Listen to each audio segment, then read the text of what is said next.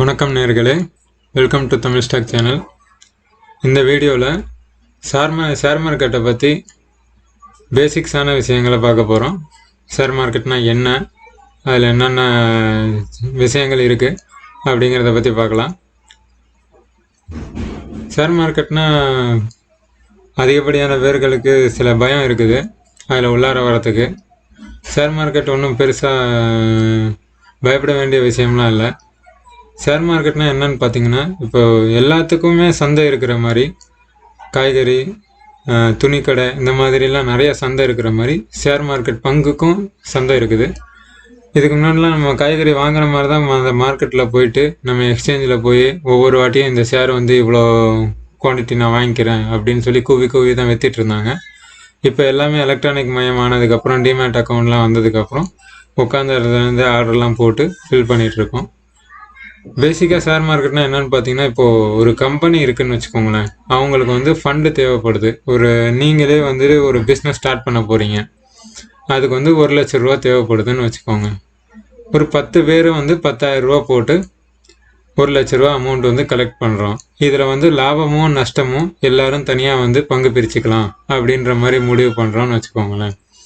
Share மார்க்கெட்டும் அதே மாதிரி தான் இருக்கும். இப்போ இந்த 1 லட்ச ரூபாவில் ஒரு 50,000 ரூபா வந்துட்டு நீங்கள் வந்து தனித்தவராக முதலீடு பண்ணுறீங்க. இன்னும் வந்து 50,000 ரூபா 5 பேர் வந்து ஃப்ரெண்ட்ஸுக்கிட்ட வாங்குறீங்க. எல்லாருக்கும் 10,000 சொல்லிட்டு 5 பேர்கிட்ட வாங்குறீங்க. டோட்டலாக 1 லட்ச ரூபா கலெக்ட் ஆயிடுச்சு. இப்போ இந்த 1 லட்ச ரூபா வச்சு பிஸ்னஸ் பண்ணுறீங்க. இந்த 1 லட்ச ரூபா வச்சு பிஸ்னஸ் பண்ணும்போது அதில் வந்து 10,000 வந்து லாபம் வருது. இதில் வந்து பார்த்திங்கன்னா, இந்த லாபத்தை வந்து மற்ற ஷேர், இப்போ 10 பேரும் 6 பேர், நீங்கள் 50,000 ரூபா போட்டிருக்கீங்க, இன்னும் 5 பேர் வந்து 10,000 தனியாக போட்டிருக்காங்க. ஸோ உங்களுக்கு வந்து தனியாக 5,000மும் மற்ற 5 பேருக்கு வந்து 1,000 ரூபா மேனிக்கு எல்லாருக்கும் 5 பேருக்கும் தனியாக பிரித்து கொடுத்துட்றீங்க. ஸோ அடுத்த மாதம் வந்து நஷ்டம் வருதுன்னு வச்சுக்கோங்களேன். அது வந்துட்டு ஒரு 2,000 ரூபா நஷ்டம் வருதுன்னா அதில் வந்து 1,000 ரூபா நீங்கள் பொறுப்பேற்றுக்கிறீங்க. மற்ற 1,000 ரூபாய் வந்து 5 பேருக்கு டிவைட் பண்ணி லாஸை வந்து பிரிச்சிடணும்.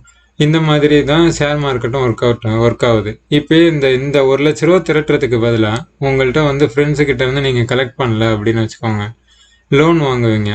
ஒரு 50,000 லோன் வாங்கினீங்கன்னா அதுக்கு ஃபிக்ஸடாக வந்து நீங்கள் வந்து லாபம் வருதோ இல்லை நஷ்டமாகுதோ, நீங்கள் வந்துட்டு அதுக்கு வந்து ஒரு 10% இல்லை ஏதோ ஒரு பேசிஸில் வந்து அவங்களுக்கு வந்து இன்ட்ரெஸ்ட் கொடுத்துருப்பாங்க இல்லையா, அதை நம்ம வந்து வருஷம் பே பண்ணிக்கிட்டே இருக்கணும்.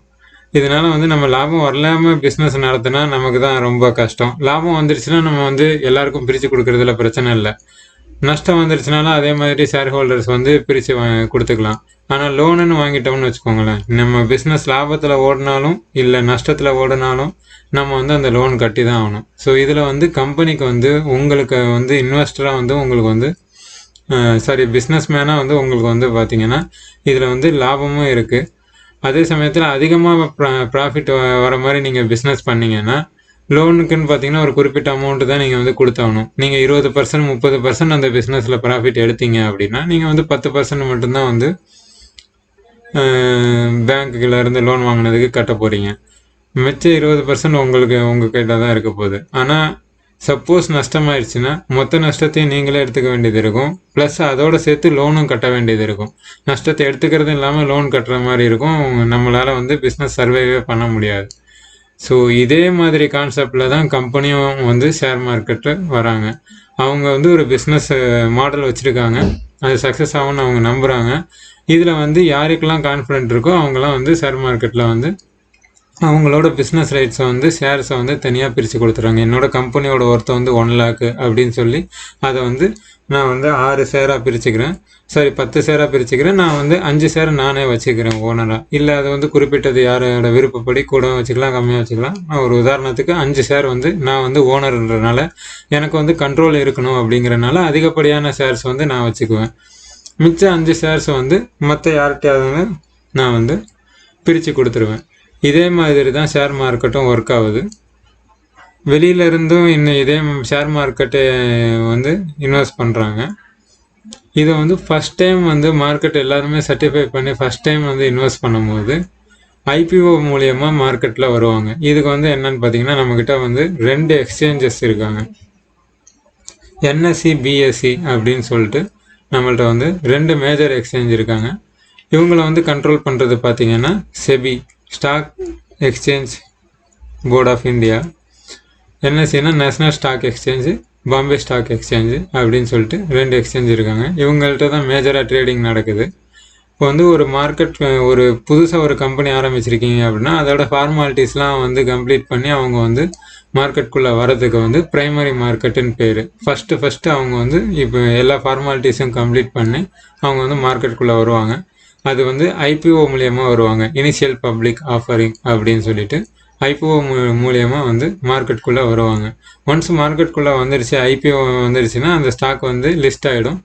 இந்த ஸ்டாக் வந்து லிஸ்ட் ஆயிடுச்சுன்னா இப்போ இருக்க ரிலையன்ஸ், எஸ்பிஐ எல்லாமே லிஸ்டட் ஸ்டாக்கு. புதுசாக வர ஸ்டாக்கு ஒரு பேரோட வரும் இல்லைங்களா, ஏதாவது ஒரு ஐபிஓ வரும். போன வருஷமாக 2014 வந்து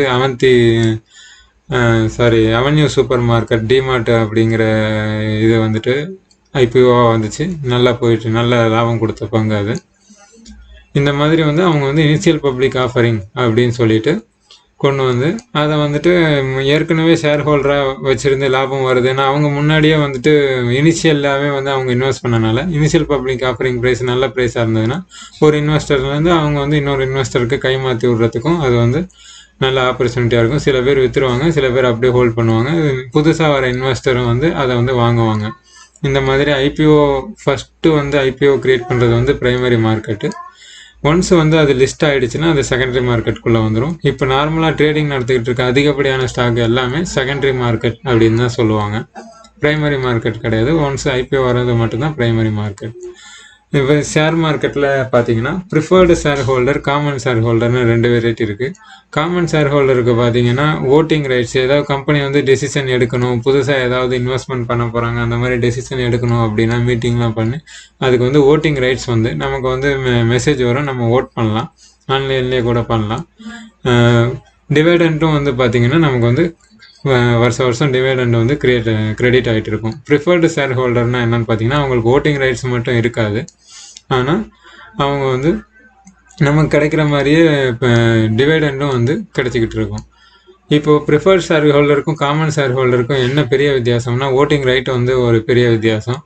பட் இப்போ நாளைக்கு வந்து நம்ம இன்வெஸ்ட் பண்ண கம்பெனி வந்து ஒரு பேங்க்ரப்ட் ஆயிடுச்சு, லோன் வந்து அதிகமாக அவங்களால டெப்ட் அதிகமானனால கம்பெனி வந்து கொஞ்சம் திவால் ஆகிற நிலமையில இருக்குன்னு வச்சுக்கோங்களேன். காமன் ஷேர் ஹோல்டராக வந்து பார்த்தீங்கன்னா ஃபஸ்ட்டு பேங்க்குக்கு அவங்களுக்குலாம் செட்டில்மெண்ட் பண்ணிடுவாங்க, லோன் கொடுத்த பேங்க்குக்கு, பாண்டில் இன்வெஸ்ட் பண்ணவங்களுக்கு, ப்ளஸ் ப்ரிஃபர்டு ஷேர் ஹோல்டர்ஸ் இவங்களுக்குலாம் ப்ரியாரிட்டி கிடைக்கும். காமன் ஷேர் ஹோல்டர்ஸ் வந்து டெப்டெல்லாம் முடிஞ்சு இன்னமும் வந்து அசெட் வேல்யூ ரொம்ப ஜாஸ்தியாக இருந்தால் மட்டும்தான் கிடைக்கும். மோஸ்ட் ஆஃப் தி கேசஸ் வந்து காமன் ஷேர் ஹோல்டர்ஸ்க்கு வந்து அமௌண்ட் கிடைக்காம போகிறதுக்கு தான் வாய்ப்பு இருக்குது. இதுதான் ஷேர் மார்க்கெட்டில் இருக்க ரிஸ்க்கு. நம்ம ஏதாவது ஒரு கம்பெனி வந்து இன்வெஸ்ட் பண்ணிட்டோம், அந்த கம்பெனி வந்து டெப்டில் வந்து ரொம்ப வந்து ஜாஸ்தியாக போயிடுச்சு அப்படின்னா அந்த கம்பெனி வந்து நமக்கு வந்துட்டு அந்த லோன்ஸ் எல்லாம் செட்டில் ஆனதுக்கப்புறம் நமக்கு அமௌண்ட் கிடைக்கவே கிடைக்காது. நம்ம 1 லட்சம் இன்வெஸ்ட் பண்ணாலும் அந்த அமௌண்ட் ஃபுல்லாகவே போகிறதுக்கான வாய்ப்புகள் உண்டு. அதே சமயத்தில் கம்பெனி நல்லா பர்ஃபார்ம் பண்ணுதுன்னா அந்த 1 லட்சம் 10 லட்சம் ஆகிறதுக்கான வாய்ப்புகள் நிறையாவே இருக்குது. ஸோ ஷேர் மார்க்கெட்டில் இருக்க அட்வான்டேஜும் இதுதான், டிஸ்அட்வான்டேஜும் இதுதான். நமக்கு அதனால டெப்ட் இருக்க கம்பெனிஸில் பொதுவாக வந்து ஸ்டாக் மார்க்கெட்டில் வந்து இன்வெஸ்ட் பண்ணுறதை அவாய்ட் பண்ணுவாங்க. அது ப்ரைஸும் ரொம்ப கம்மியாக கிடைக்கும். பட் வந்து டெப்ட் ரிட்டர்ன் கம்பெனிஸ்ன்னு சொல்லிட்டு நம்ம டெப்ட் அதிகமாக இருந்ததுன்னா அந்த கம்பெனியில் இன்வெஸ்ட் பண்ணாமல் இருக்கிறது வந்து நல்லது. ஸோ இந்த கம்பெனிலாம் லிஸ்ட் பண்ணுறத வந்து என்எஸ்சி பிஎஸ்சி அப்படின்னு சொல்லிட்டு அவங்க வந்து லிஸ்ட் பண்ணி கொடுப்பாங்க. லிஸ்டட் கம்பெனிஸ், அன்லிஸ்டட் கம்பெனிஸ்னு சொல்லுவாங்க. ஸ்டார் மார்க்கெட் இந்த த்ரூ பேப்பர் ஃபார்மாலிட்டிஸ் எல்லாம் முடித்து நம்ம வந்து ஸ்டாக் எக்ஸ்சேஞ்சு மூலியமாக வரதை வந்து அது வந்து லிஸ்டட் கம்பெனிஸு. ஸ்டாக் எக்ஸ்சேஞ்சுக்கு வராமே தனியாக வந்துட்டு ஏற்கனவே நம்ம சில இதெல்லாம் ஃப்ளிப்கார்ட் இதெல்லாம் இன்வெஸ்ட் பண்ணுறதா பார்த்துட்ருப்பாங்க. அவங்கெல்லாம் தனியாக ஸ்டாக் எக்ஸ்சேஞ்சு லிஸ்ட் ஆகாமே அவங்க இன்வெஸ்ட் பண்ணிகிட்ருப்பாங்க. சில பேர்லாம் கம்பெனி மாடல்ஸ்லாம் சரி பண்ணி பெரிய ஷேர் ஹோல்டர்ஸ்லாம் அதில் இன்வெஸ்ட் பண்ணுவாங்க. அடுத்தது பார்த்தீங்கன்னா ஸ்டாக் மார்க்கெட்டுக்கும் ஷேர் மார்க்கெட்டுக்கும் வித்தியாசம் இருக்குது. ஸ்டாக் மார்க்கெட்டு அப்படின்னு பார்த்தீங்கன்னா அதில் வந்து shares, derivative, bonds, mutual fund எல்லாமே வந்துடும். பாண்ட்ஸ்னா கடன் பத்திரம், டெரிவேட்டிவ்னா ஃபியூச்சர்ஸ் அண்ட் ஆப்ஷன் சொல்லி சில கான்ட்ராக்ட் பத்திரங்கள்லாம் இருக்குது. மியூச்சுவல் ஃபண்ட்ஸு மேக்ஸிமம் எல்லாருக்கும் தெரியும்னு நினைக்கிறேன்.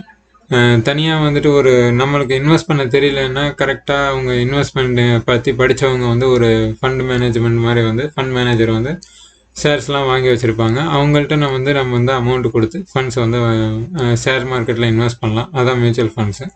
ஷேர்ஸ்னால் இப்போ கம்பெனி இப்போ ஷேர்ஸை பற்றி நம்ம பார்த்தோம். அதுதான் இது டோட்டலாக இது எல்லாமே சேர்ந்தது தான் ஸ்டாக் மார்க்கெட்டு. ஷேர் மார்க்கெட்டுன்றது பொதுவான வார்த்தைகளாக இருக்குது. ஆக்சுவல் வார்த்தை பார்த்தீங்கன்னா ஸ்டாக் மார்க்கெட் தான். ஷேர் மார்க்கெட்டில் ஒன்லி ஷேர்ஸ் மட்டும்தான் வாங்க முடியும், விற்க முடியும்.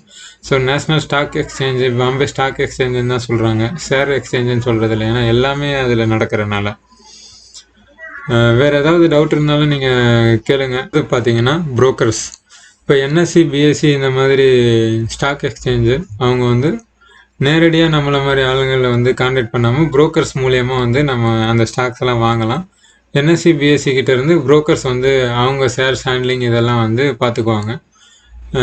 எஸ்பிஐ ஸ்மார்ட், ஜீரோதா இந்த மாதிரி புரோக்கர்ஸ் பற்றி நான் வந்து டிமேட் அக்கௌண்ட் அதுக்கு ஓப்பன் பண்ணி ஆகணும். எப்படி டிமேட் அக்கௌண்ட் ஓப்பன் பண்ணுறது, அதனால் என்ன அட்வான்டேஜ் அப்படிங்கிறத பற்றி ஒரு வீடியோவில் போட்டிருக்கேன். அதை நான் வந்து டிஸ்கிரிப்ஷன் பாக்ஸில் கொடுக்குறேன், எல்லோரும் பாருங்கள்.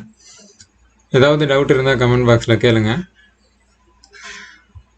ஸோ ஷேர் மார்க்கெட்னா பேசிக்காக வந்து இதுதான் அப்படின்றத ஓரளவு புரிஞ்சிருக்கும்னு நினைக்கிறேன்.